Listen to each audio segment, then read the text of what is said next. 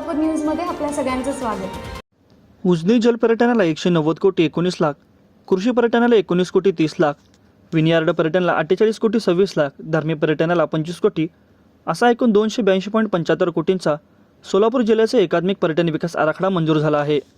मुंबई येथे राज्याच्या मुख्य सचिव सुनीता सौनक यांच्या अध्यक्षतेखाली आज झालेल्या उच्चाधिकारी समितीने ही मान्यता दिली असल्याची माहिती जिल्हाधिकारी कुमार आशीर्वाद यांनी दिली। जिल्हाधिकारी यांच्या अध्यक्षतेखाली कार्यकारी समितीमध्ये हा आराखडा प्रथम सादर झाला।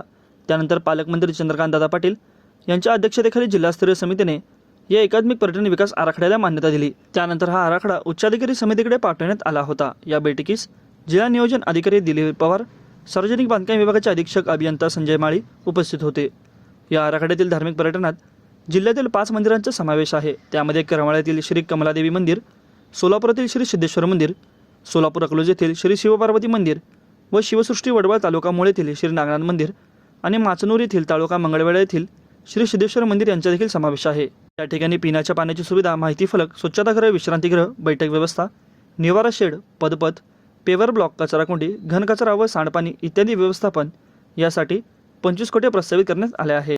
माझं सोलापूर न्यूज या यूट्यूब चॅनलला सबस्क्राईब करा आणि बेल आयकॉन प्रेस करायला विसरू नका।